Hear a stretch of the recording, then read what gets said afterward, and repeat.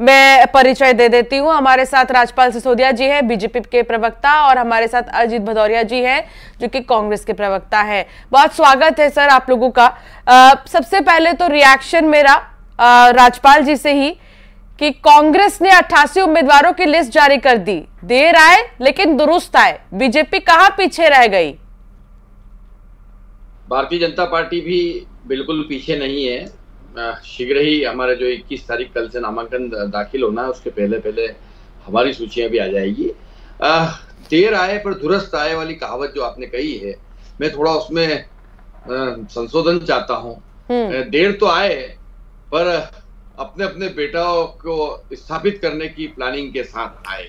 ये जो पूरी सूची आई है, इसमें कमलनाथ जी ने अपने नकुलनाथ को स्थापित करने का प्रयास करा, वहीं जयवर्धन सिंह ने भी मालवांचल सहित ग्वालियर चंबल में जो नए चेहरे के नाम पर कुछ लोगों को टिकट दिए हैं, वो शुद्ध रूप से उनके बेटे जयवर्धन सिंह के समर्थक लोगों को टिकट देकर कहीं न कहीं ये दोनों नेताओं ने अपना रिटायरमेंट प्लान बनाया है। रिटायरमेंट के साथ साथ में अपने बेटे को कैसे उत्तराधिकारी बना सके, उस दिशा में इन्होंने काम करने का काम किया है। महिलाओं को उचित प्रतिनिधित्व मिलना चाहिए था, वो नहीं दे पाई कांग्रेस। हमने 33% आरक्षण की बात जब कही है, तो ये 13% से भी कम कांग्रेस की सूची से महिलाओं की संख्या आने का काम हो रहा है। महिलाओं का क्योंकि महिलाओं को इन्होंने दिया है। वहीं दागी नेताओं को जिस प्रकार से महत्व दिया है सूची के अंदर, जो लोग बागी थे पिछले 2 चुनाव में 18 और 13 में, अगर आप देखेंगे तो जो लोग बागी थे कांग्रेस से बगावत करके, जिन्होंने भाजपा के उम्मीदवार का रास्ता तय देखिए 5 लोगों ने बीजेपी का दामन छोड़कर कांग्रेस का हाथ थामा, उन 5 को टिकट दे दिया। अजीत जी, इतना भरोसा बीजेपी से आए नेताओं पर, क्या इसी शर्त पर बीजेपी से नेता आए थे कांग्रेस में और कांग्रेस ने इतना बड़ा एक्सपेरिमेंट किया? देखिए आदरणीय अंशिका जी, सबसे पहले टॉप प्रायोरिटी पे रहा सर्वे। जो लोग भी भारतीय जनता पार्टी को छोड़ के आए, उनको उसी समय के बाद सर्वे कराया गया। एआईसीसी के द्वारा कराया गया, प्रदेश अध्यक्ष आदरणीय कमलनाथ जी के द्वारा कराया गया। अगर वो सर्वे के मापदंडों में आते हैं और स्थानीय नेतृत्व, स्थानीय संगठन अगर उन पर सहमति प्रदान करता है, तो उनको कांग्रेस पार्टी का मैंडेट देकर चुनाव में उतारा गया।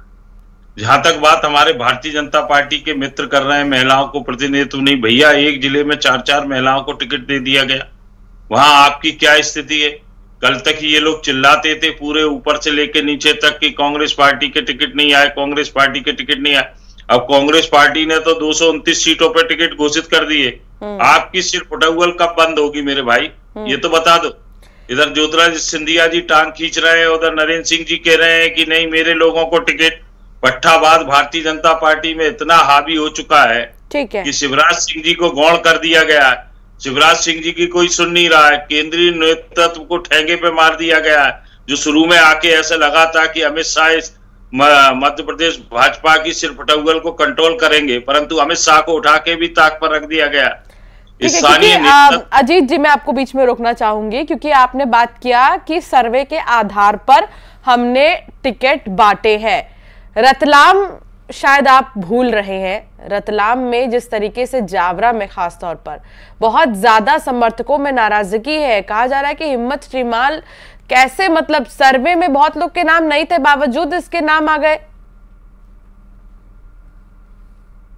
आपत्ति हो सकती है, कुछ लोग क्रिया की तीव्र प्रतिक्रिया देते हैं, परंतु ये तो तय नहीं है कि आपने कह दिया कि सर्वे में नाम नहीं है या मैंने कह दिया सर्वे में नाम नहीं है तो वो सर्वे में नाम नहीं होगा। ये तो आपको एआईसीसी और आदरणीय कमलनाथ जी और जो स्क्रीनिंग कमेटी सीईसी के मेंबर हैं, उनके सम्मुख सर्वे रखा जाता है। कोई भारतीय जनता पार्टी की तरह नहीं है कि एक व्यक्ति खड़े होकर टिकट फाइनल कर देता है। यहाँ तो पूरा प्रोसेस है। मध्य प्रदेश में चुनाव समिति ने टिकट रिकमेंड की है, वो के सीईसी में गए स्क्रीनिंग कमेटी में, उसके बाद केंद्रीय चुनाव समिति उस पर मोहर लगाती है। हाँ। ये पूरा प्रोसेस है एक टिकट फाइनल करने का। ऐसा नहीं है कि अमित शाह ने कह दिया कि टिकट फाइनल तो फाइनल। अमित शाह ने कह दिया कि अगले जेपी नड्डा भारतीय जनता पार्टी के अध्यक्ष रहेंगे, तो जेपी नड्डा भारतीय जनता पार्टी के अध्यक्ष। किसी की पूछने की हिम्मत नहीं है कि भैया अमित शाह कौन थे, क्या रिटर्निंग ऑफिसर है भारतीय जनता पार्टी के संगठन के। आशीष हमारे साथ जुड़े हैं, मेरे सहयोगी हमारे रिपोर्टर है, ग्राउंड जीरो से जुड़े हैं, लोगों के बीच मौजूद है। आप लोग भी देख लीजिए कि इस बीच चुनाव को लेकर माहौल कैसा है जनता में। आशीष, आप लोगों से बात कर रहे थे, उनसे पूछे कि ऐलान तो हो गया उम्मीदवारों का, अब जनता के बीच किस तरीके से उम्मीदें जनता बनाए रखी है।